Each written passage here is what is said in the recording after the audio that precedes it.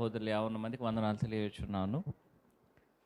దేవుడు అనుగ్రహించిన సమయంలో మనమందరము కలిసి ఆయన మాటలను చదువుకొని మనలో ఉన్న లోపాలు సరిచేసుకొని మనమందరము ప్రభువులు ఎదగడానికి ప్రయాసపడతాం. మత్తయి సువార్త 11వ అధ్యాయము.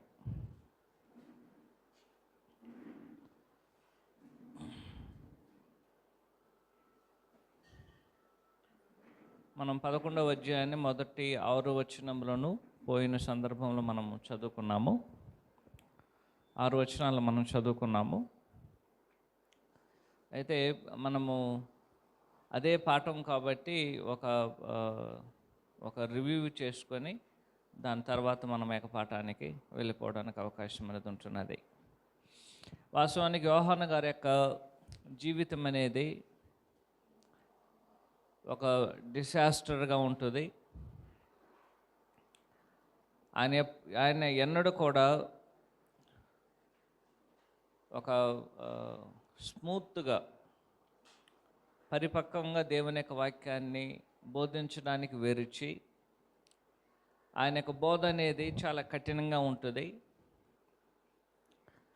ఎక్కడైనా సరే ఆయన ఒక దుష్టత్వాన్ని చూసినట్లయితే వెంటనే వాటిని గద్దించకుండా, వాటిని హెచ్చరించకుండా ఆయన దేవుని యొక్క వాక్యాన్ని బోధించడాన్ని మనం అందరం ఎరుగున్నాము. అలాగనే ఒక సందర్భం అనేది వచ్చింది. ఆ సందర్భం అనేది ఏమిటంటే, హేరోదు అంతియోపస్, గలిలయలో ఉన్నటువంటి హేరోదు అంతియోపస్ ఏం చేశారంటే, తన సహోదరుడైన ఫిలిప్ని రోమాలో వెళ్ళి చూడడానికి ఒక సందర్భం అనేది ఏర్పడింది. ఆ సందర్భం ఏం జరిగిందంటే, వెంటనే ఆయన రోమాకి వెళ్ళారు. తన సహోదరుడైన ఫిలిప్ని చూశారు. అయితే అతని యొక్క భార్యను కూడా చూసి ఏం చేశాడంటే, ఆమెను ఆయన ప్రేమించి, ఆ విధంగా ప్రేమించినందువల్ల జరిగింది ఏంటంటే, ఆమె కూడా ఈయన్ని ప్రేమించింది. కాబట్టి వెంటనే హేరోదు అంతియోపస్ ఏం చేశారంటే, మరలా గలిలయ ప్రాంతానికి వచ్చి తన భార్య అయినటువంటి ఆమెకు విడాకులను ఇచ్చి, ఆ యొక్క ఫిలిప్ యొక్క భార్యను తనకు భార్యగా చేసుకోవడం అనేది జరిగింది. ఈ విధంగా చేసుకున్నటువంటి ఈ సందర్భం అనేది మొదటగా చేసుకున్నప్పుడు ఉన్న సంతోషం అనేది చేసుకున్న తర్వాత దానివల్ల కలిగినటువంటి పరిణామాలు బట్టి తనకెంతో ఒక రకమైన బాధను వేసినను సరే తాను చేసినటువంటి పనికి తాను నిలబడడం జరిగింది. ఈ విషయం అనేది ఎప్పుడైతే యోహాను గారికి, బాప్తిస్మమిచ్చే యోహాను గారికి తెలియవచ్చినదో వెంటనే ఆయన గద్దించడం జరిగింది. ఆ విధంగా గద్దించినప్పుడు ఏం చేశారంటే, గద్దించిన వెంటనే ఆధిపత్యంలో ఉన్నటువంటి గలిలయ అధిపతి అయినటువంటి హేరోదు అంతియోపస్ ఏం చేశారంటే, బాప్తిస్మమిచ్చే యోహానుని చెరసాల్లో వేయించడం జరిగింది. అయితే ఆయన చెరసాల్లో వేయబడిన తర్వాత జరిగిన ఒక సంఘటనే మత్తయి సువార్త 11వ అధ్యాయము. ఆయన చెరసాల్లో వేయబడ్డారు. వేయబడిన తర్వాత ఇప్పుడు ఆయన యొక్క శిష్యులు ఆయన దగ్గరికి వెళ్ళారు. బాప్తిస్మమిచ్చే యోహాను గారు చెరసాల్లో ఉన్నా కూడా ఆయన బోధించడాన్ని హేరోదు గారు విని సంతోషించారు. రెండోది, తన శిష్యులతో తాను మాట్లాడడానికి, పరామర్శించడానికి హేరోదు ఎక్కడ కూడా అబ్జెక్షన్స్ను కూడా తెలియజేయలేదు. అదే మనము 11వ అధ్యాయంలో చదివేటంటిది. అలాగూ చేయబడిన తర్వాత ఒకవేళ తన నిమిత్తము కాదనే సత్యమును మనం గుర్తించాలి. తాను యేసుక్రీస్తు వారిని ఎరిగొన్నారు, తేటగా ఎరిగొన్నారు. ఎందుకంటే యేసుక్రీస్తు వారు బాప్తిస్మం తన ద్వారా పొందినప్పుడు దేవుడే దానికి సాక్ష్యం ఇచ్చారు. అటు తర్వాత ఆయన ఏం చేశారంటే, ఇదే లోక పాపములు మోసుకొని పోవచ్చున్న దేవుని గొర్రె పిల్లని తన శిష్యులకు కూడా ఆయన తెలియజేయడం జరిగింది. అందువలన చాలా వరకు బాప్తిస్మిచ్చే యోహాను గారికి యేసుక్రీస్తు వారు రావలసిన ఆయనే అనే విషయంలో సందేహం అనేది ఉండదని మనం ఆలోచన చేయాలి. అయితే తన యొక్క సందేహం అనేది, లేక తన యొక్క తాను తెలుసుకున్నటువంటి విషయం అనేది తాను ఇతరులకు తెలిపి యేసుక్రీస్తు వారిని అనుసరించడానికి బదులు, తాను యేసుక్రీస్తు వారిని గురించి తెలియజేసి యేసుక్రీస్తు వారి ఇతరులు విశ్వాసం ఉంచడానికి బదులు బాప్తిస్మిచ్చే యోహాను గారు ఏం చేశారంటే, మీరే వెళ్ళి అడిగి ఆయన ద్వారా సమాధానమును పొందుడని అక్కడ ఉన్నటువంటి ఆయన శిష్యులని ప్రభు దగ్గరకు పంపించడం జరిగింది. ఆ విధంగా పంపించినప్పుడు వారు నేరుగా ప్రభు దగ్గరకు వచ్చి ఈ విధంగా ప్రశ్నిస్తున్నారు. అది మన 11వ అధ్యాయాన్ని చదవడం అనేది జరిగింది. యేసు తన 12 మంది శిష్యులకు ఆజ్ఞాపించి చాలించిన తర్వాత వారి పట్టణంలో బోధించుటకు ప్రారంభించుటకు అక్కడ నుండి వెళ్ళిపోయాను. క్రీస్తు చేయుచున్న కార్యములను గూర్చి యోహాను చెరసాల్లో విని, రాబోవాడు నీవేనా, మేము మరి ఒకరికైనా కనిపెట్టవలేనా అని ఆయనను అడుగుటకు తన శిష్యులను పంపెను. కాబట్టి యోహాను గారిని గురించిన సందేహంగానే కనబడుతుంది. కానీ యోహాను గారు స్పష్టంగా యేసుక్రీస్తు వారిని ఎరిగి ఉన్నారు. యోహాను చెరసాల్లో బంధించబడినను సరే ఆయనను వెళ్ళి తన శిష్యులు చూడడానికి, అంటే యోహాను గారికి శిష్యులు చూడడానికి, బయట జరుగుతున్న విషయంలోనూ యోహాను గారికి తెలియజేయడానికి, అక్కడున్న యోహాను చెరసాల్లో ఉన్నప్పుడు దేవుని వాక్యాన్ని బోధిస్తున్నప్పుడు దాన్ని విని సంతోషించినటువంటి హేరోదు కూడా ఈ కార్యక్రమాలన్నింటిలో ఆయన ఫ్రీ చేయబడ్డాడు. వాస్తవానికి ఈయన ఎక్కడ చెరసాల్లో వేయబడ్డాడంటే, యెరూషలేమునకు కొంత దూరములో మనమందరం ఎరిగినట్లుగా ఎర్ర సముద్రం అనేది ఉంటుంది.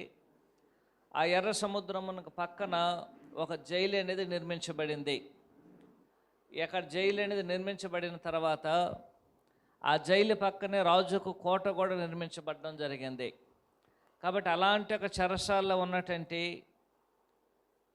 యోహాను గారు తన యొక్క శిష్యులను యేసుక్రీస్తు వారి వద్దకు పంపించడం జరిగింది. ఆ విధంగా పంపించినప్పుడు యేసుక్రీస్తు వారు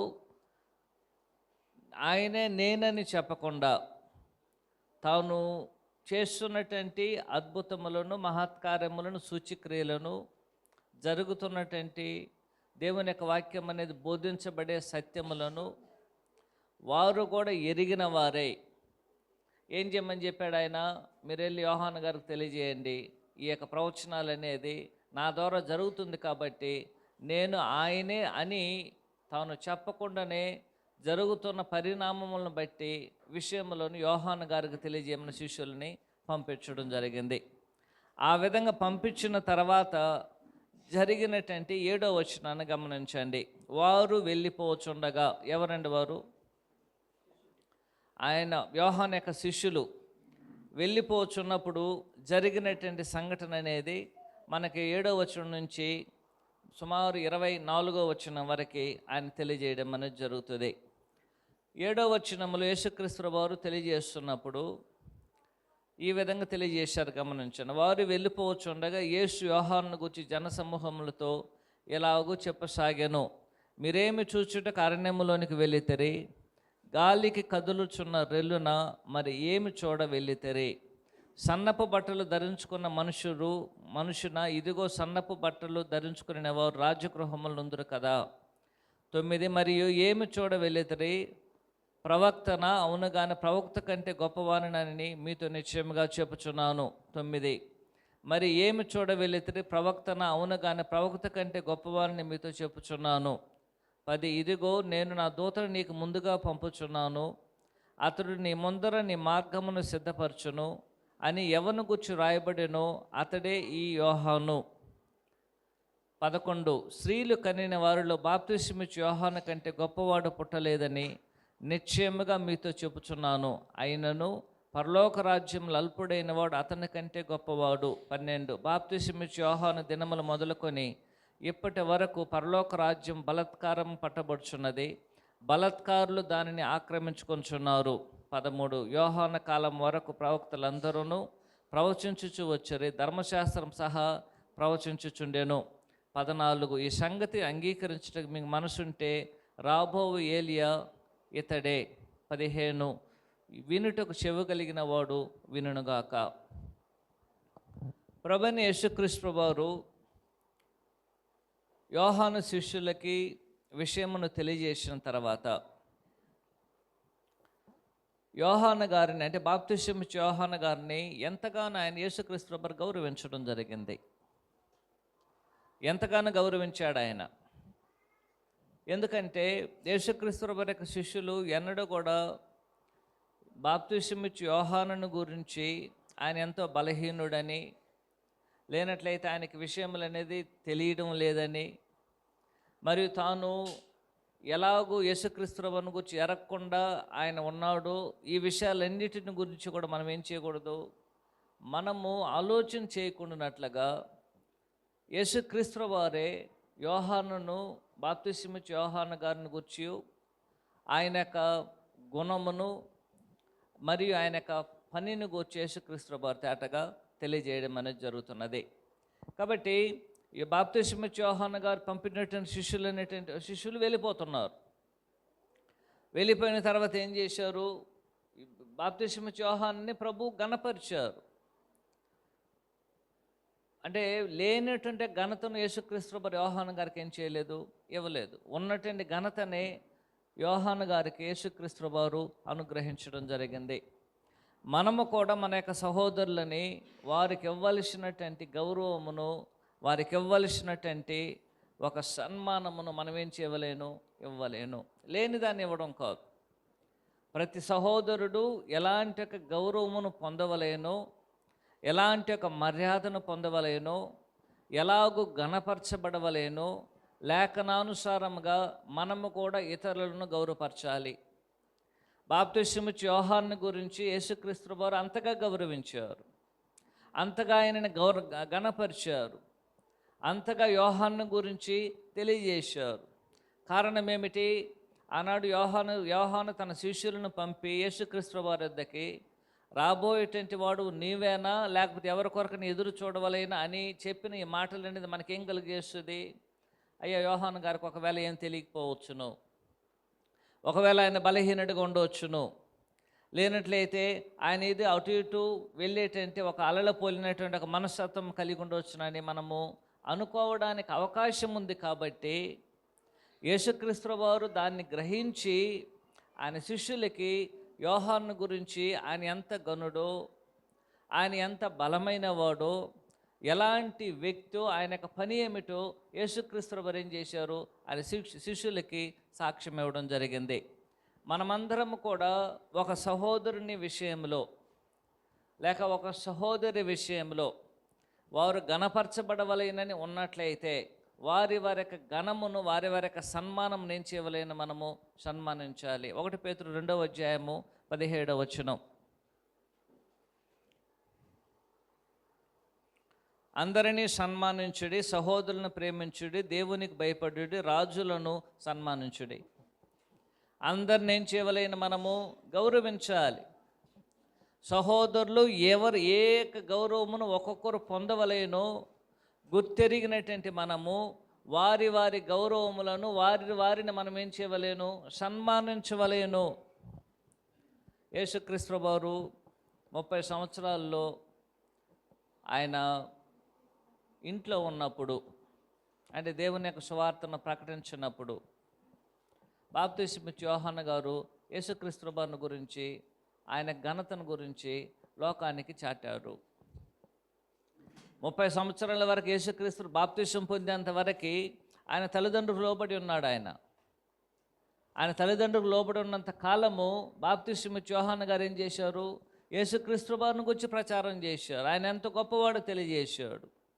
ఆయన యొక్క విషయంలో తాను ఎంతగా తాను తగ్గించుకున్నాడో బాప్తిసం ఇచ్చే యోహాను గారు మనమందరం ఎరిగి ఉన్నాం అని చెప్పారు. ఆయన చెప్పుల వారిని విప్పడానికి కూడా నేను పాత్రుడు కాదని యేసుక్రీస్తు వారిని గురించి తెలియజేసి బాప్తిస్మిచ్చే యోహాను గారు తను తాను అంతగా ఏం చేశాడు, ఆయన తగ్గించుకున్నాడు. అయితే ఇప్పుడు బాప్తిస్మిచ్చే యోహాను గారు జైల్లో ఉన్నారు. యేసుక్రీస్తు వారు ఇప్పుడు బయట ఏం చేస్తున్నాడు, యోహాను గురించి బోధించడం జరుగుతుంది. కొంతకాలం 30 సంవత్సరములు యేసుక్రీస్తు వారు కనబడినప్పుడు, అంటే ఆయన కుటుంబంలో ఉన్నప్పుడు, తల్లిదండ్రులకు లోబడి ఉన్నప్పుడు బాప్తిస్మిచ్చే యోహాను గారు యేసుక్రీస్తు వారిని గురించి ప్రకటిస్తే, ఇప్పుడు యోహాను గారు ఏం చేయబడ్డారు, ఇప్పుడు ఆయన చెరసాల్లో వేయబడ్డాడు, ఆయన లోపల ఉన్నాడు. ఇప్పుడు యేసుక్రీస్తు వారు ఎవరిని గణపరుస్తున్నాడు, తన్ను ఎవరైతే గణపరిచారో ఆయన్ని ఏం చేస్తున్నాడు, ఇప్పుడు ఆయన గణపరుస్తున్నాడు. కాబట్టి సహోదరులైనటువంటి మనము అలాగునే ప్రతి సహోదరుని ఎవరెవరికి ఏ ఘనత ఇవ్వలేనో, మర్యాద ఇవ్వలేనో, ఆ విధంగా మనం ఏం చేయలేను, గణపరచాల్సినటువంటి అవసరం అనేది ఉంటున్నది. కాబట్టి యోహానుకి యేసుక్రీస్తు వారు ఎంతో ఘనత ఇచ్చారు. యోహాను సువార్త 3:23.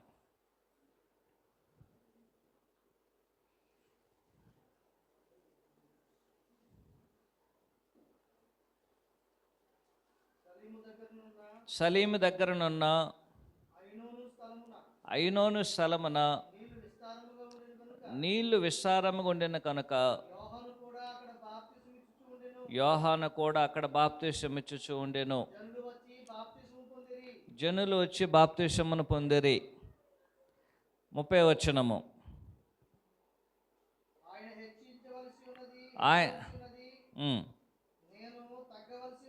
చాలా 20 నుంచి 30 వరకు చదివినట్లయితే, బాప్తిసమిచ్చే యోహాను గారు బాప్తిసం ఇవ్వడమే తన యొక్క పనిగా ఉంచుకొనకుండా, ఈ యొక్క లోకానికి యేసుక్రీస్తు వారు ఎవరు ఏం చేశాడు, ఆయన తెలియజేయడం జరిగింది. ఆ విధంగా ఆయన తెలియజేస్తూ 28, 29 పెండ్లి కుమారుడైన వాడు పెండ్లి కుమారునికి అయితే నిలవబడిన పెండ్లి కుమారుని స్వరం వినడి స్నేహితుడు ఆ పెండ్లి కుమారుని స్వరమును విని మిక్కిలి సంతోషించును. యేసుక్రీస్తు వారిని తను ఏ విధంగా పోల్చుకున్నాడు, ఆయన తను ఒక చెలికన్నిగా పోల్చుకున్నాడు, ఆయన పెండ్లి కుమారుడిగా పోల్చాడు. 30 ఆయన ఏం చేయబడవలేను, హెచ్చవలసి ఉండవలేను, నేను తగ్గవలసి ఉన్నది. అంతగా యోహాను గారు యేసుక్రీస్తు వారిని ఈ యొక్క భూమి మీద ఉన్నప్పుడు ఆయన్ని హెచ్చించడం జరిగింది. అదేవిధంగానే యేసుక్రీస్తు వారు చెరసాల్లో బాప్తిసమిచ్చే యోహాను గారు ఉన్నప్పుడు యేసుక్రీస్తు వారు ఎవరిని హెచ్చిస్తున్నాడు, ఇప్పుడు ఆయన బాప్తిసమిచ్చే యోహానుని హెచ్చించడం అనేది జరుగుతున్నది. కాబట్టి ఎవరైతే యేసుక్రీస్తు వారిని హెచ్చిస్తారో మనుషులు ఎదుట, యేసుక్రీస్తు వారు కూడా వారిని మనుషులు ఎదుట మరియు దేవుని ఎదుట కూడా ఏం చేస్తాడు, వారిని హెచ్చిస్తాడు. మత్తయి సువార్త 10:32.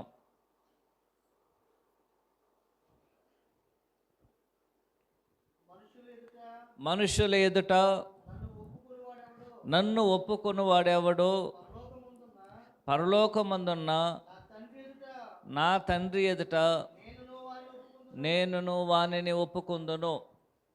ఆనాడు ఎలాగైతే బాప్తిసమిచ్చే యోహాను గారు యేసుక్రీస్తు వారి విషయమే తను తాను ఒప్పుకున్నారో, ఆయనే క్రీస్తని, ఆయనే మెస్సయ్య అని, ఆయనే లోక పాపములను మోసుకొని పో దేవుని గొర్రె పిల్లని, ఆయనే దేవుని కుమారుడని, మరియు ఆయనే మనందరికీ ఆయనే పెండ్లి కుమారుడని ఏ విధంగా అయితే యేసుక్రీస్తు ప్రభువుని గురించి ఆయన ఒప్పుకొని ఆయన గణపరిచారో, ఆ విధంగా గణపరిచేటప్పుడు ఏం చెప్పాడు, ఆయన హెచ్చవలసి ఉన్నది, నన్ను ఏం చేయాలి, నేను తగ్గవలసిన వాడని.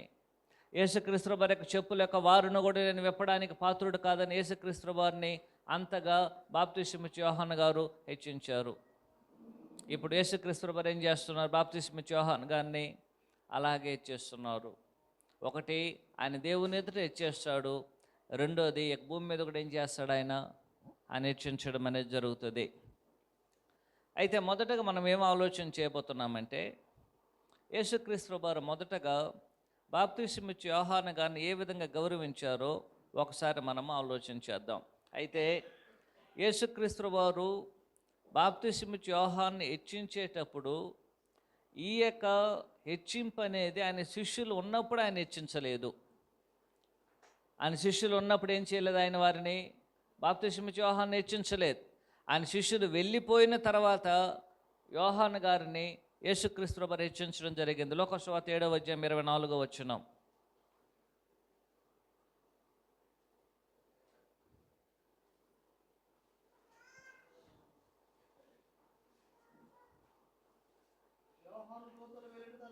యోహాను దూతలు వెళ్ళిన తర్వాత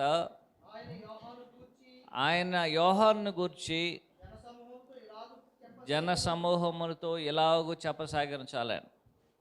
యోహాను శిష్యులు యేసుక్రీస్తు ప్రభువు చెప్పేదాన్ని విని దాని ద్వారా దాన్ని తీసుకెళ్ళి యోహాను గారు చెప్పినట్లయితే అదే విధంగా ఉంటుంది. అది పెద్ద వేషధారణగా ఉంటుంది. ఇది ఏం చేయడం లేదు, ఆయన ఫ్లాటరీ చేయడం లేదు, ముఖస్థుతిని చేయడం లేదు.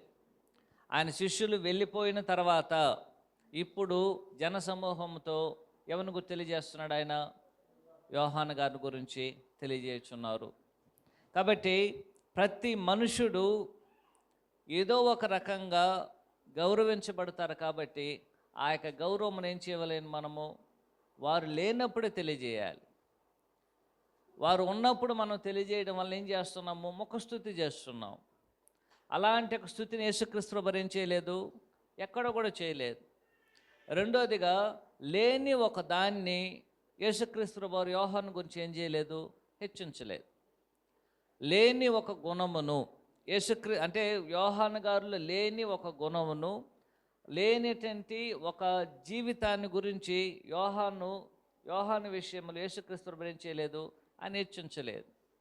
యోహాను గారు ఏమై ఉన్నారో ఆ విషయంలోనూ జనసమూహం ఎదుట యోహాను ఆయన శిష్యులు లేనప్పుడు తెలియజేయడం అనేది జరిగింది. అన్ని విషయంలో మనం హెచ్చించాలి, కానీ హెచ్చింపు అనేది దేనితో ఉండకూడదు. ఇతరులకి గర్వం అనేటువంటిది, అహంకారం ఏం చేయకూడదు, ఇతరులు మనం హెచ్చించకూడదు. అది ఆ యొక్క అహంకారం అనేది మనకు ఉండకూడదు. ఇతరులకు కూడా అహంకారం చేత మనం ఏం చేయకూడదు, హెచ్చించకూడదు. కాబట్టి మొదటి పాయింట్ ఏమిటంటే, ప్రభువైన యేసుక్రీస్తు ఆయన శిష్యులు, యోహాను యొక్క శిష్యులు వెళ్ళిపోయిన తర్వాత యోహాను గారిని ఆయన గౌరవించారు. రెండో పాయింట్ ఏమిటంటే, యోహాను ఆ విధంగా గౌరవించడానికి గల కారణము మన యొక్క ప్రయోజనం నిమిత్తమే. దేనికి గౌరవించారండి? ఆయన ఎందుకు గౌరవించాడంటే మన యొక్క ప్రయోజనం నిమిత్తము. కారణం ఏమిటంటే, ఆనాడు మనము ఆలోచన చేసినట్లుగా అనేకులు మనల్ని తప్పుగా అర్థం చేసుకోవడానికి అవకాశం అనేది ఉంటున్నది. ఆ విధంగా యోహాను గురించి మనము తప్పుగా అర్థం చేసుకోకుండా యోహాను గురించి మనం నిజంగా అర్థం చేసుకోవడానికి యేసుక్రీస్తు ప్రభువు ఏం చేస్తున్నారు, మనకి విషయములను యోహాను గురించి తెలియజేస్తున్నాడు. 7వ వచనం గమనించండి. వారు వెళ్ళిపోచుండగా యేసు యోహాను గురించి జనసమూహముతో ఎలాగూ చెప్పసాగెను.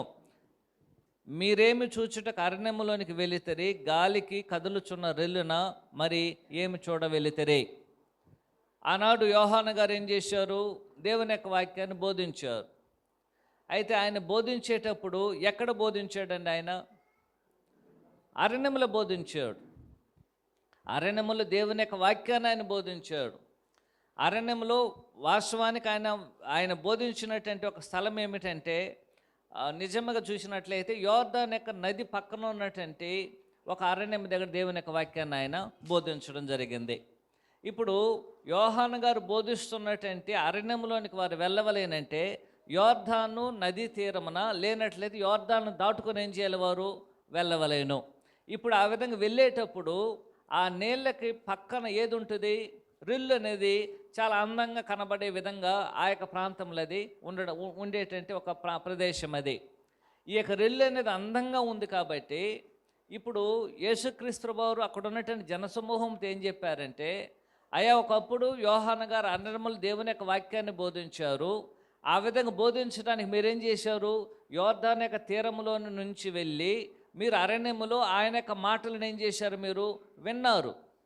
మీరు అరణ్యములో వెళ్ళడానికి గల కారణం ఏమిటంటే, యోర్దాను నది యొక్క సమీపములో ఆ యొక్క తీరమున ఉన్న అందమైనటువంటి రెల్లును చూడడానికి వెళ్ళారా, లేకపోతే బాప్తిస్మిచ్చి యోహాను అరణ్యములో ఉన్నారు కాబట్టి ఆయన చూడడానికి మీరు వెళ్ళారా అని యేసుక్రీస్తు ప్రభువు ఏం చేస్తున్నాడు? వారిని ప్రశ్నిస్తున్నాడు. కారణం ఏమిటంటే, యోహాను గారు అరణ్యములు ప్రసంగిస్తున్నారు. అయినను సరే ఏ మనుషుడు కూడా అరణ్యములోనికి వెళ్ళి దేవుని యొక్క వాక్యాన్ని వినడానికి ఇష్టపడరు. అయినను సరే అక్కడ ఉన్నటువంటి ప్రజలందరూ ఏం చేశారు? అరణ్యంలోనికి వెళ్ళి యోహాను గారు చెప్పే మాటలను వినడానికి ఎంతో వారు ఆసక్తిని నెలకొల్పి అక్కడికి వెళ్ళి ఏం చేశారు? దేవుని యొక్క వాక్యాన్ని వినడం అనేది జరిగింది. కొన్ని సందర్భాల్లో మంచి ప్రసంగికులు పట్టణాల్లో మాత్రం కాదు, ఎక్కడ ఉండుంటారండి? యోహాను లాగా అరణ్యంలో కూడా ఉండడానికి అవకాశం ఉంది. అనేక మంది ప్రసంగికులు పట్టణాల్లో మాత్రం కాదు, గ్రామాల్లో కూడా ఉండడానికి అవకాశం అనేది ఉంటున్నది. అయితే ఎక్కడైతే దేవుని యొక్క మాటలైతే వినబడుచున్నదో అక్కడ వెళ్ళడానికి మన యొక్క మనస్సు, హృదయం అనేది ఏ విధంగా ఉండవలేను? సిద్ధంగా ఉండవలేను. ఆ విధంగా యేసుక్రీస్తు వారు వారికి తెలియజేయడం అనేది జరిగింది. రెండవది గమనించండి, యేసుక్రీస్తు వారికి తెలియజేసే రెండో విషయం ఏమిటంటే, వారు ఎక్కడికి వెళ్ళారండి? యోహాను గారిని చూడడానికి వెళ్ళడం అనేది జరిగింది. వెళ్ళి ఏం చూశారు? యోహాను దగ్గర ఏం చూశారంటే, ఆయన ఏ విధంగా తన్ను తాను తగ్గించుకొని, తన్ను తాను ధిక్కరించుకొని, ఒక సర్వసాధారణమైన ఒక మనుషుడిగా దేవుని యొక్క వాక్యమును బోధిస్తున్నాడు. వారు చూడడానికి వెళ్ళారు. ఆయన వేసుకున్నటువంటి వస్త్రం ఏమిటి? ఒంటి రోమం కలిగిన వస్త్రము, మొల చుట్టూ తోలిదట్టుకను కట్టుకున్నట్టంటే ఆయనకు ఆహారం అనేది ఏమిటి? తేనె, అడవి మిడతలు. ఎలాంటి ఒక తగ్గింపు, ఎలాగున తన్ను తాను ఆయన తగ్గించుకొని, అంటే తన్ను తాను ధిక్కరించుకొని, ఎక్కడి నుంచి ధిక్కరించుకొని? లోకం యొక్క సంతోషము నుంచి, లోక ప్రజలు అనుభవిస్తున్నటువంటి అన్ని రకాల సదుపాయముల నుంచి తన్ను తాను ధిక్కరించుకొని, సెల్ఫ్ డినైల్ చేసి తాను ఇప్పుడు ఏం చేస్తున్నాడు? ఆయన ఒంటరిగా దేవుని యొక్క వాక్యమును అరణ్యములో బోధించడం జరుగుతున్నది. అలాంటి ఒక వ్యక్తిని ఏం చేశారు? వారు చూడడానికి వెళ్ళడం అనేది జరిగింది.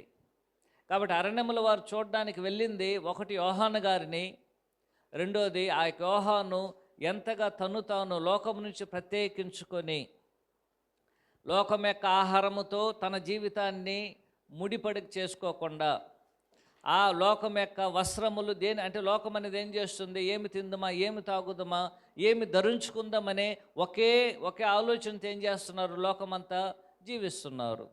కానీ బాప్తిస్మయిచ్చే యోహాను గారు వీటన్నిటి నుంచి తను తాను ప్రత్యేకించుకొని, ఒంటి రోమం వస్త్రములు ధరించుకొని, ఆయన మొలచొట్టు తోలిదట్టును కట్టుకొని, ఆహారం అనేది ఎక్కడొకటి ఏం చేశాడు? ఆయన ఆహారం తనకి తేనె మరియు మిడతలతో ఏం చేశారు? తనకి జీవితాన్ని ఆయన గడిపారు. అలాంటి ఒక యోహాను గారిని ఏం చేశారు? మీరు చూడడానికి వెళ్ళారు. కాబట్టి 7వ వచనంలో ఏం తెలియజేస్తున్నాడంటే, అయా మీరు యోహాను చూడడానికి వెళ్తారు కదా, దేనికి వెళ్ళారు? యోహాను గారిని చూడడానికి వెళ్ళారా? లేనట్లయితే రెల్లును చూడడానికి వెళ్ళారా? యోహాను గారిని పరిస్థితిని మీరు ఎరుగున్నారా? ఆయన పరిస్థితి ఎలాగున్నదో ఒకసారి మీరు ఆలోచన చేయండి. అరణ్యంలో ఆయన బోధిస్తున్నారు, మీరందరూ ఏం చేశారు? ఆయన దగ్గరికి వెళ్ళారు. రెండోది, ఆయన దగ్గరికి వెళ్ళినప్పుడు ఆయన ఎలాంటి ఒక తగ్గింపు, తను తాను లోకం నుంచి ప్రత్యేకని జీవిస్తున్నాడో దాన్ని ఏం చేశారు? మీరు చూడడం అనేది జరిగింది. అయితే ఇంకో మూడో పాయింట్ ఏమిటంటే, కొంతకాలము యోహాను యొక్క వెలుగులు ఏం చేశారు? వీరు ఆనందించారు. యోహాను సువార్త 5వ అధ్యాయం 35వ వచనం.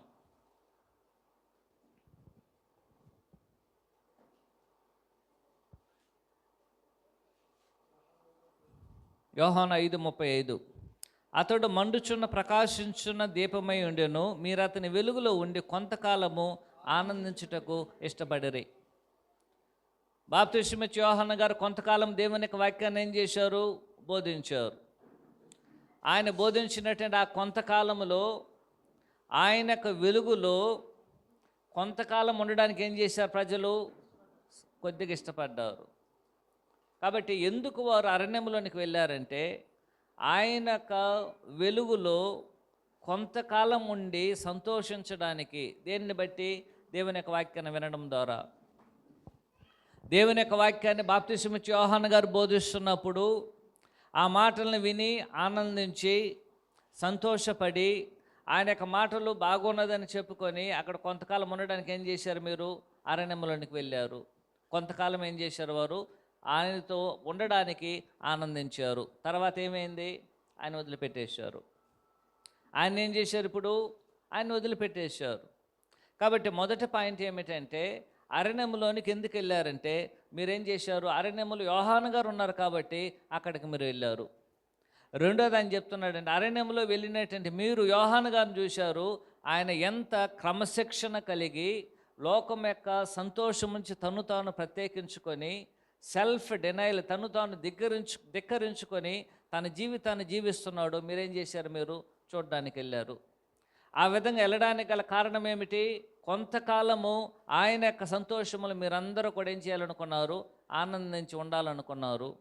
కానీ ఇప్పుడేం చేశారు ఆయన?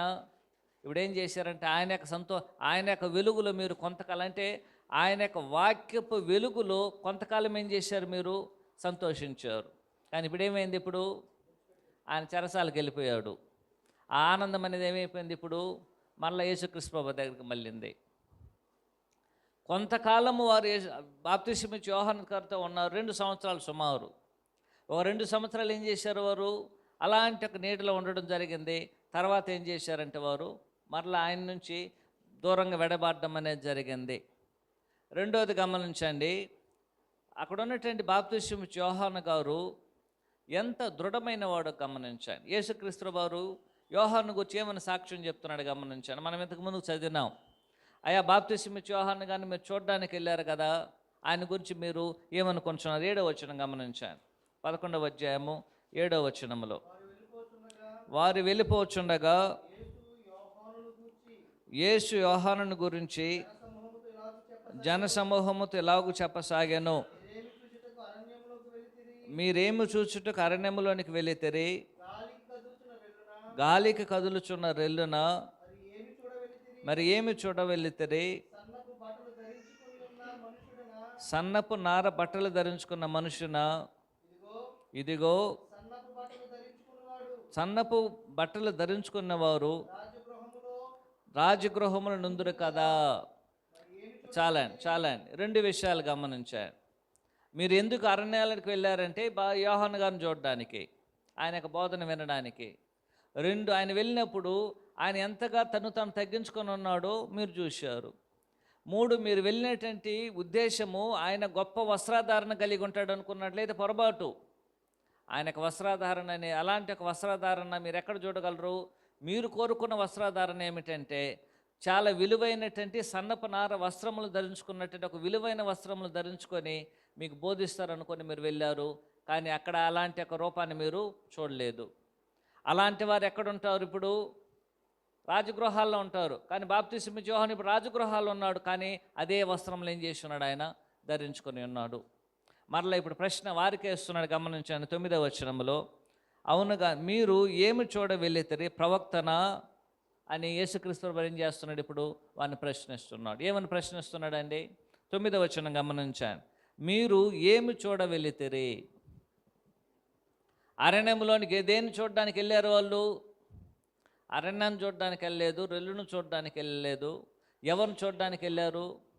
యోహాను గారిని చూడడానికి వెళ్ళారు. అయితే ఆయన చెప్తున్నాడు, ఆ యోహాను గారు ఎవరంటే ఆయన చెప్తున్నాడు, ఆయన ఒక ప్రవక్త.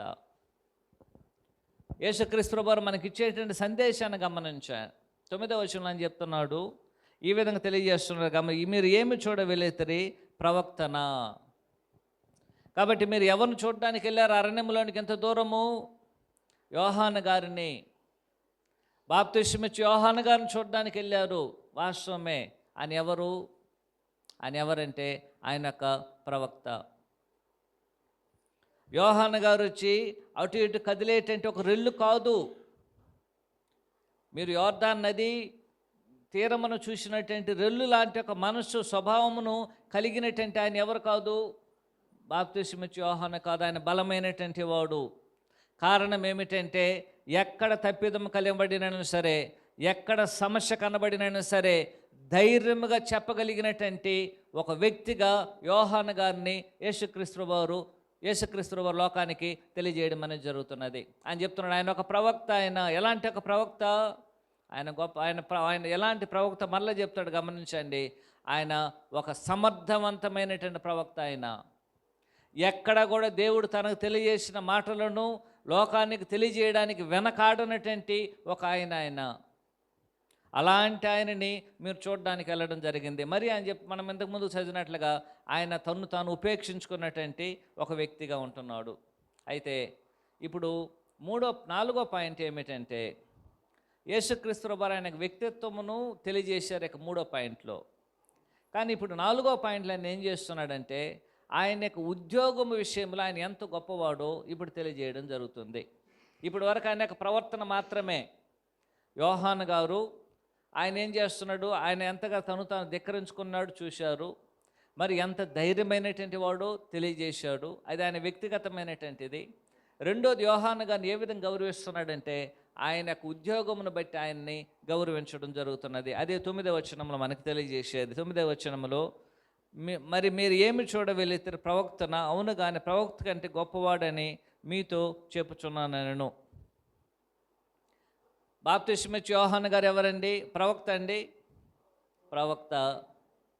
ఒక ప్రవక్త మాత్రం కాదు ఆయన. ఎలాంటి ఒక ప్రవక్త ఆయన? గొప్ప ప్రవక్త. 9వ వచనం ఆయన తెలియజేస్తున్నాడు, ప్రవక్త అవును కానీ ప్రవక్త కంటే గొప్పవాడిని మీతో చెప్పుచున్నాను. యోహాను గారు దేవుని యొక్క ప్రవక్త. దీంట్లో ఎలాంటి ఒక సందేహం అనేది మనకి ఉండకూడదు. మరియు ఈ ప్రవక్త ఏం చేశారండి? ఆయన దేవుని యొక్క వాక్యాన్ని బోధించారు. దేవుని యొక్క సత్యమును మనుషులకి తెలియజేయడం జరిగింది. మరియు యేసుక్రీస్తు వారికి ఆయన ముందుగా వెళ్ళేటువంటి దూతగా తెలియజేయబడేది. ఆయన ఏ విధంగా ఉన్నాడండి? యేసుక్రీస్తు వారికి ముందుగా వెళ్ళేటువంటి ఒక దూతగా తెలియజేయబడేది. అందువలన అనేక మంది ప్రవక్తలు యేసుక్రీస్తు వారిని గురించి ప్రవచించారు. పాత నిబంధనలో ఉన్న ప్రవక్తలందరూ ఎవరిని గురించి ప్రవచించారండి? యేసుక్రీస్తు వారిని గురించి ప్రవచించారు. యేసుక్రీస్తు వారి యొక్క పుట్టుకను గురించి ప్రవర్తించారు. యేసుక్రీస్తు వారు ఎలాగూ ఈ యొక్క లోకంలో జీవించబోతున్నాడో ప్రవచించారు. ఆయన యొక్క శ్రమలను ప్రవచించారు. ఆయన యొక్క మరణాన్ని ప్రవచించారు. ఆయన సమాధిని ప్రవచించారు. ఆయన యొక్క పునరుత్థానమును ప్రవచించారు. మరియు ఆయన యొక్క రాజ్యాన్ని ప్రవచించారు. ఆయన యొక్క రాజ్యంలోని యొక్క చట్టాన్ని గురించి ప్రవచించారు. ఆ రాజ్యంలో ఉన్న ప్రజల యొక్క పరిస్థితులు ఏమిటో ప్రవచించారు. ఆ యొక్క రాజ్యం అనేది ఎంత కాలం ఉండబోతుందో ప్రవచించారు.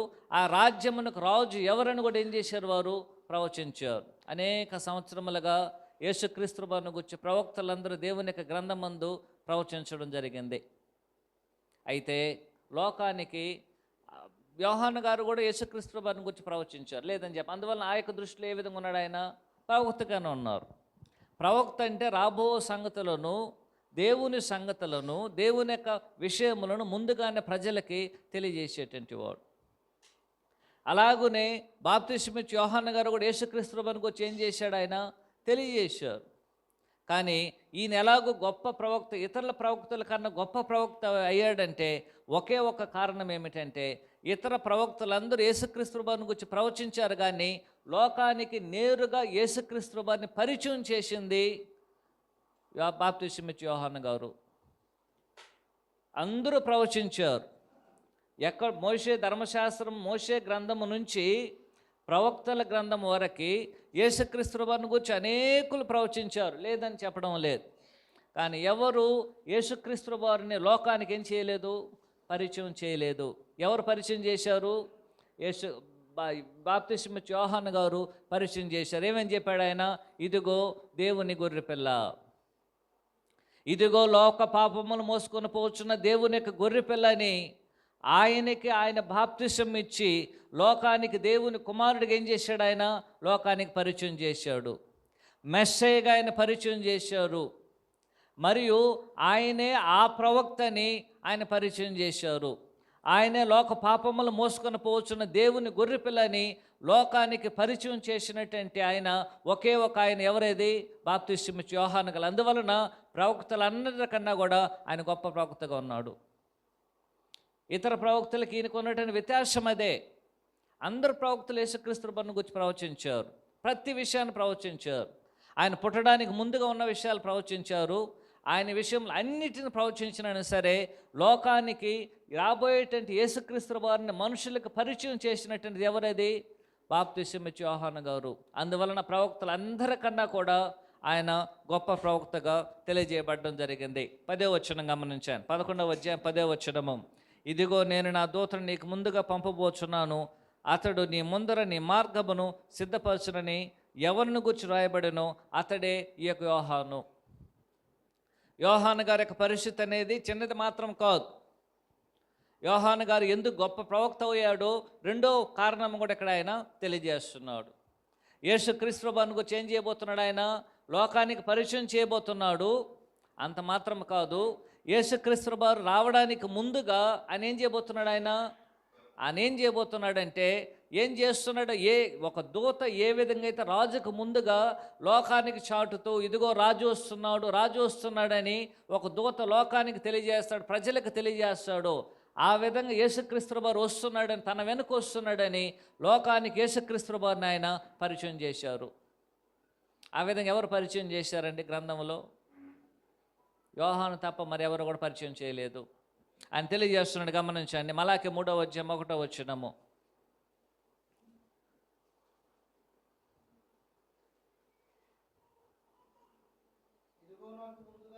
ఇదిగో నాకు ముందుగా మార్గమును సిద్ధపరచుటకై నేను నా దూతను పంపుచున్నాను.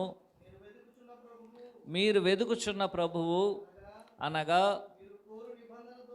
మీరు కోరిన నిబంధన దూత తన ఆలయమునకు హఠాత్తుగా వచ్చును. ఇదిగో వచ్చుచున్నాడని సైన్యములకు అధిపతికి యెహోవా సెలవిచ్చుచున్నాడు. గమనించండి, ఆనాడు బాప్తిస్మిచ్చు యోహాను యొక్క పని ఏమిటో తెలియజేయబడింది. గమనించండి, మన బాప్తిస్మిచ్చు యోహాను గారిని ఏదో బలహీనమైన వాడుగా, సందేహించేవాడుగా అనుకున్నట్లయితే యేసుక్రీస్తు వారి యొక్క సందేహములను ఆయన హెచ్చరిస్తున్నాడు. మీరు తప్పుగా పొరబడుతున్నారు. మీరు అరణ్యానికి వెళ్ళి చూసింది ఒట్టి ఒక ప్రవక్తను కాదు, ఆయన ప్రవక్తల కంటే గొప్పవారిని మీరు చూశారు. ఆ ప్రవక్త ఏం చేశాడంటే యేసుక్రీస్తు వారిని లోకానికి పరిచయం చేశారు. పరిచయం చేయడం మాత్రం కాదు, ఇదిగో నా వెనక ఒక ఆయన వస్తున్నాడు, ఆయనే మెస్సయ్య, ఆయనే లోక పాపములు మోసుకొని పోచున్న దేవుని యొక్క గొర్రె పిల్ల అని ఒక భూసంబంధమైన రాజు ఒక దేశానికి లేక ప్రజల వద్దకు వస్తున్నప్పుడు ఆ ప్రజలకు ముందు ఎలాగైతే దూతలు వెళ్ళి అయా రాజు వస్తున్నాడు అనేసి బూర వాదిస్తారో, అలాగునే బాప్తిస్మిచ్చు యోహాను గారు యేసుక్రీస్తు వారు వస్తున్నాడని, వచ్చేసాడని ఏం చేశాడు? ఆయన లోకానికి ప్రచురించారు.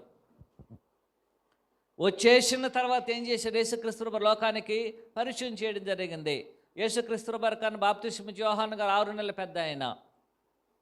6 నెలలు, ఆ 6 నెలల కాలం తనకు ముందుగా వచ్చి ఏం చేశాడు? ఆయన లోకానికి యేసుక్రీస్తు వారు వచ్చాడని, ఆయన పుట్టినాడని, ఆయనే దేవుని కుమారుడని, ఆయనే మెస్సయ్య అని, ఆయనే లోక రక్షకుడని, ఆయన యొక్క ప్రవక్తని లోకానికి ఏం చేశాడు? ఆయన పరిచయం చేసి ఇదిగో నా వెనక వస్తున్నాడు ఆయన, నేను ఆయన ముందు పంపబోయేటువంటి దూతనని ఆనాడు లోకమునకు బాప్తిస్మిచ్చు యోహాను గారు ఏం చేశారు? తన్ను పరిచయం చేసుకున్నారు. తన్ను ఒక దూతగా పరిచయం చేసుకున్నారు. తన వెనక వచ్చేటువంటి ఆయన రాజు అని, మెస్సయ్య అని ఏం చేశాడు? ఆయన పరిచయం చేశారు. ఆ విధంగా పరిచయం చేయడంలో యేసుక్రీస్తు వారి విషయంలో ఎంతగా తాను ఆయన హెచ్చించాడో, ఇప్పుడు యేసుక్రీస్తు వారు కూడా బాప్తిస్మిచ్చు యోహాను గురించి లోకానికి ఈ విధంగా తెలియజేస్తున్నాడు. ఏ మనుషుడు కూడా బాప్తిస్మిచ్చు యోహాను గురించి తప్పుగా ఆలోచన చేయకూడదని, క్రీస్తు యేసునందున్న క్రైస్తవులు ఆయన యొక్క శిష్యులైన వారు బాప్తిస్మిచ్చు యోహాను గారిని ఎక్కడ కూడా తక్కువ చేసి మాట్లాడకూడదని, మనమందరము నిజమైన విషయములు తెలుసుకున్నట్లుగా యేసుక్రీస్తు వారు బాప్తిస్మిచ్చు యోహాను గురించి ఏం చేస్తున్నాడు? ఆయన తేటగా తెలియజేస్తున్నాడు. మలాకి 4వ అధ్యాయం 5వ వచనము,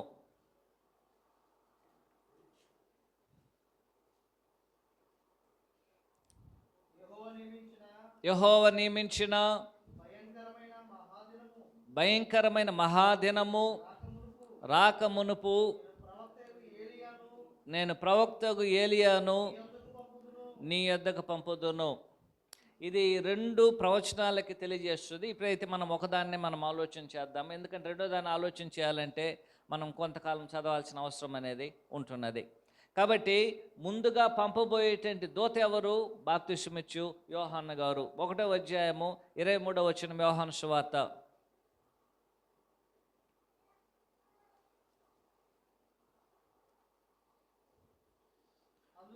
అందుకతడు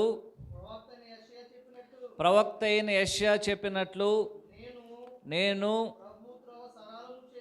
ప్రభుత్వ సరళము చేయుడి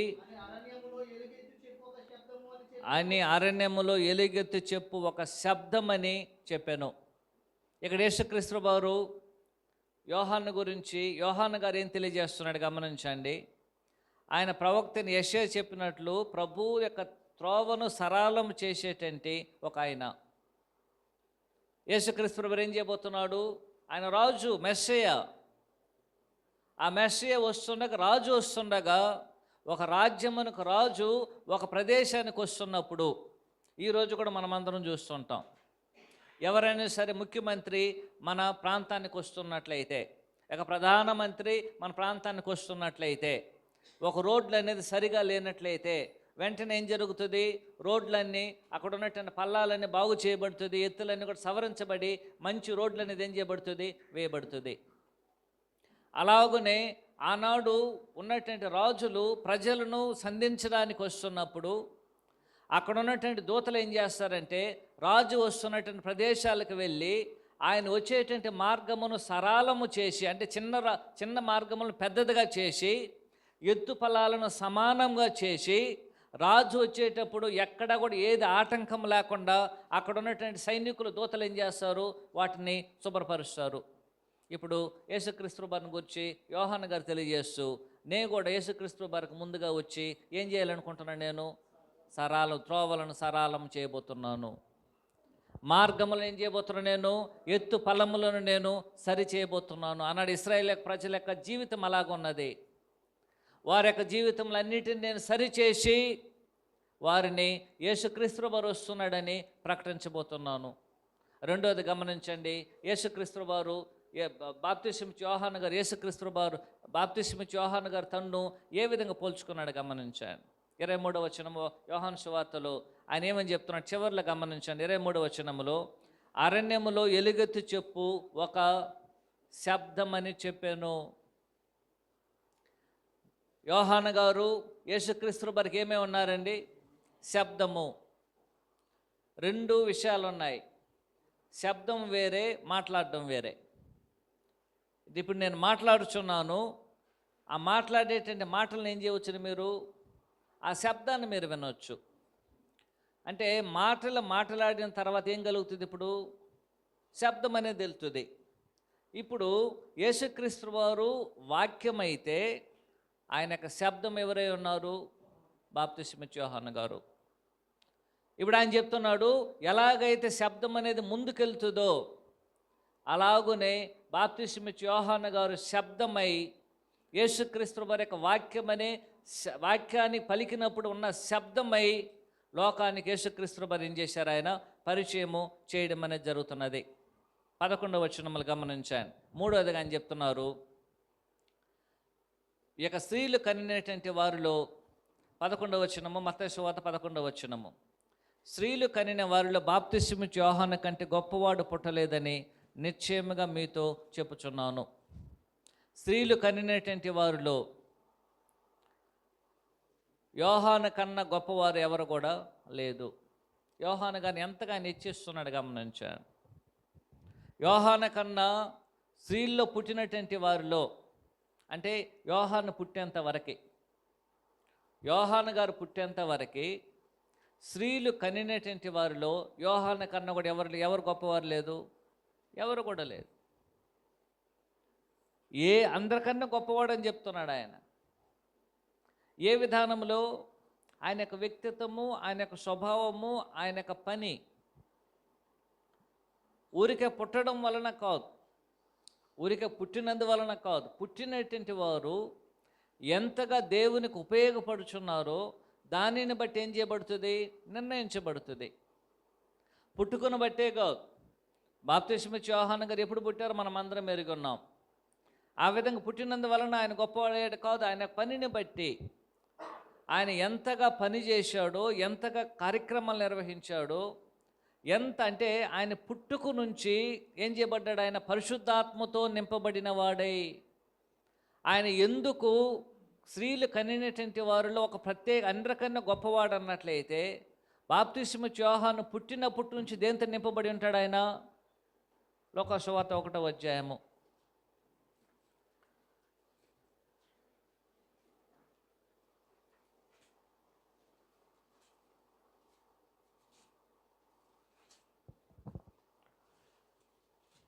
17వ వచనం నుంచి 14వ వచనం నుంచి. అతడు ప్రభు దృష్టికి గొప్పవాడై ద్రాక్షారసమైన మద్యమైనను త్రాగక, తన తల్లి గర్భమున పుట్టినది మొదలుకొని పరిశుద్ధాత్మతో నిండుకొనిన వాడై ఇశ్రాయేలులో అనేకులను ప్రభు అయిన వారి దేవుని వైపుకు త్రిప్పును. మరియు అతడు తండ్రుల హృదయములను పిల్లల తట్టుకును అవిధేయులను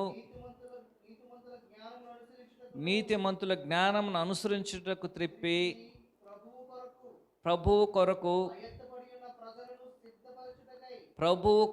ఆయుత్తపడి ఉన్న ప్రజలను సిద్ధపరచుటకై ఏలి యొక్క ఆత్మయు శక్తియు గలవాడై ఆయనకు ముందుగా వెళ్ళును గనుక నీకు సంతోషమును ఆనందమును కలుగును. అతడు పుట్టినందువలన అనేకులు సంతోషించెదరు. ఎందుకు? బాప్తిస్మము యోహాను గారు పుట్టినటువంటి వారిలో అందరికన్నా గొప్పవాడు. ఇక్కడ ప్రత్యేకత అనేది ఏం చేయబడింది? తెలియజేయబడింది. కానీ యేసుక్రీస్తు వారు దీనికన్నా గొప్పవాడు. ఎందుకంటే ఆయన గర్భం ధరించిందే పరిశుద్ధాత్మ మూలంగా. మరియ మీదకి పరిశుద్ధాత్ముడు వచ్చినప్పుడు ఆమె గర్భం ధరించినది. యేసుక్రీస్తు వారి యొక్క ప్రత్యేకత అది. కానీ ఇక్కడ పుట్టిన తర్వాత, ఎవరు పుట్టిన తర్వాత? యోహాను గారు పుట్టినప్పటి నుండి దేనితో నింపబడి ఉన్నాడు? ఆయన పరిశుద్ధాత్మతో నింపబడి ఉన్నాడు. రెండవది గమనించండి, ఆనాడు ఇశ్రాయేలీలందరూ ఏం చేయబడేవారంటే, ప్రతి ఒక్కరూ వారు తెలిసినా తెలియకపోయినా సరే ఏదో ఒక రకంగా ద్రాక్షరసం ఏం చేసేవారు? వారు తాగేటువంటి వారు. ఎక్సెప్ట్ నాజీరు వ్రతం చేయబడినటువంటి వారిని మినహాయిస్తే ప్రతి ఒక్కరూ ద్రాక్షరసం వారు తాగేటువంటి వారు.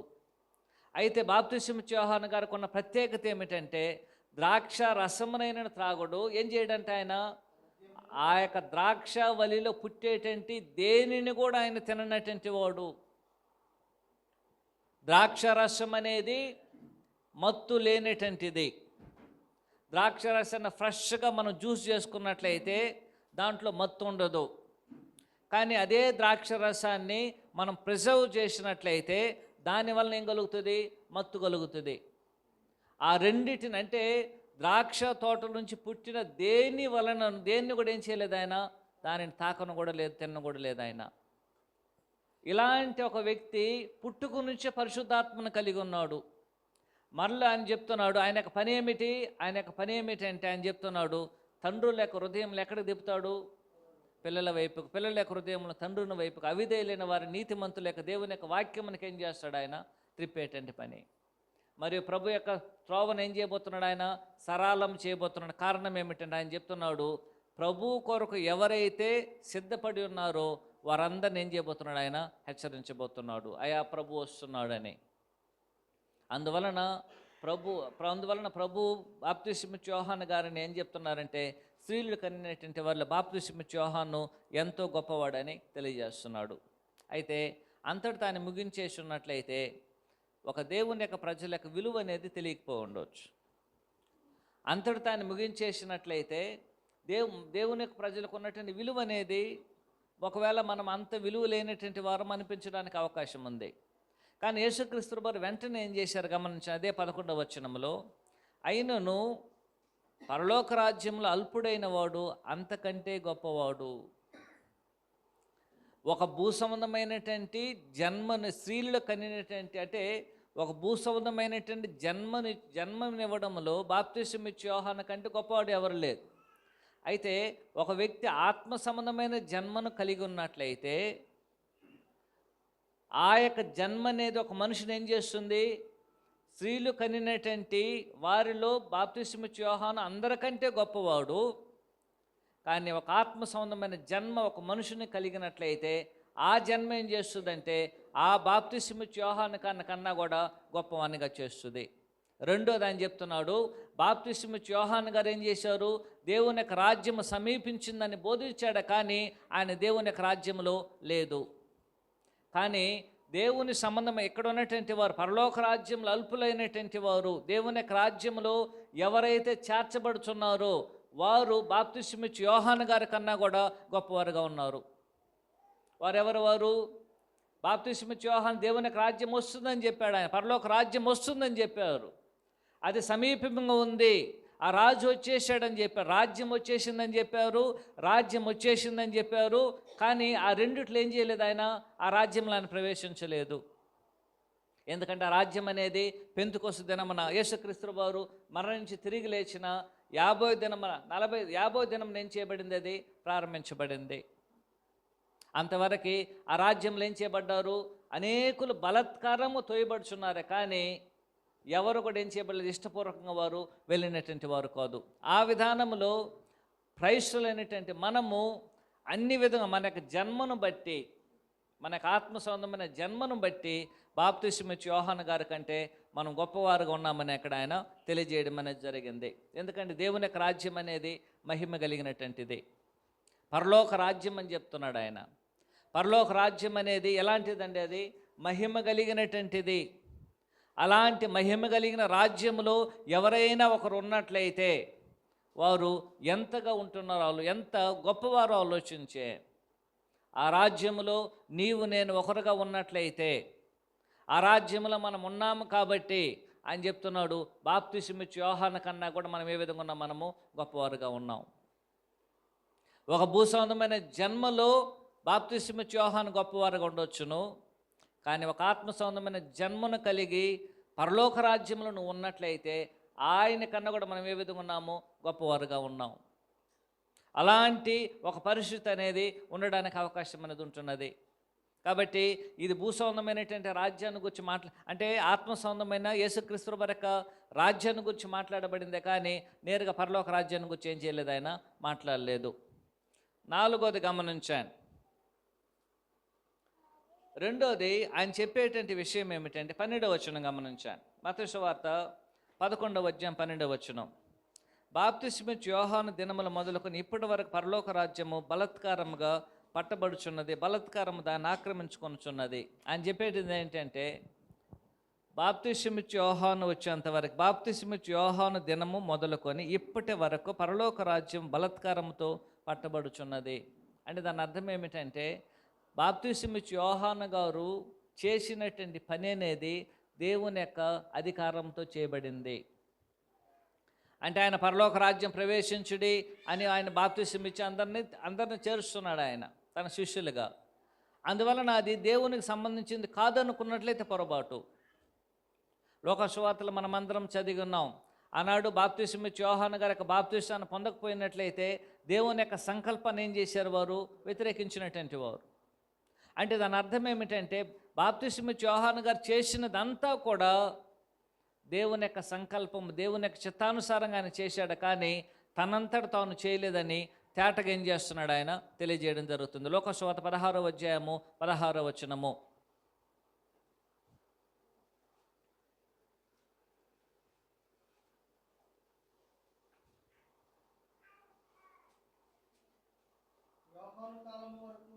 యోహాను కాలము వరకు ధర్మశాస్త్రమును ప్రవక్తలను ఉండిరి. అప్పటి నుండి దేవుని యొక్క రాజ్య సువార్త ప్రకటించబడుచున్నది.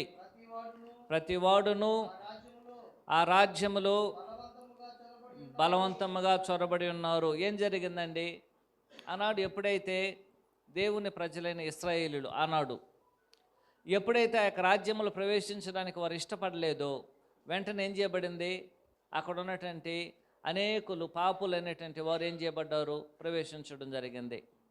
ఎప్పుడైతే ప్రవేశించారో అక్కడ ఏం చేయబడుతుంది, ప్రవేశించడానికి ఏం జరుగుతుంది? ఇప్పుడు తాము ప్రవేశించలేదు కాబట్టి వేరే వారు ప్రవేశించినందువలన వారి విషయంలో ఏం చేస్తున్నారు? వాళ్ళు అనేక రకాలైన బలత్కారం అనేది జరగబడుతున్నది. దాంట్లో ఉదాహరణే ఇప్పుడు బాప్తిస్మిచ్చే యోహాను గారు ఏం చేస్తున్నారు? దేవుని యొక్క రాజ్యంలో ప్రవేశించడానికి బాప్తిస్మిచ్చే యోహాను గారు చేసిన ప్రకటన విని ఆ రాజ్యానికి తమను తాము సిద్ధపరచుకున్నారు, రెడీ అయిపోయారు. కానీ పరిశీలన శాస్త్రాలు ఏం చేయబడలేదు, అధికారులు ఆయన మాటకి వినలేదు. అయితే ఏం చేశారు? అనేక మంది వేశ్యలు, అనేక మంది పాపులు, అనేక మంది దొంగలు, వారందరూ ఏం చేశారు? మారు మనసు పొంది దేవుని రాజ్యానికి సిద్ధపడ్డారు. ఇప్పుడు ఏం చేస్తున్నారంటే దేవుని యొక్క రాజ్యంలో ప్రవేశించినటువంటి వారు, దేవుని యొక్క రాజ్యంలో ఉన్నటువంటి వారిని ఏం చేస్తున్నారు? వారు శిక్షిస్తున్నారు, నాశనం చేస్తున్నారు. ఆ విధంగా చేయబడినటువంటి ఒక సంఘటనే బాప్తిస్మిచ్చే యోహాను గారు ఏం చేయబడ్డారు? ఇప్పుడు జైల్లో ఉన్నారు.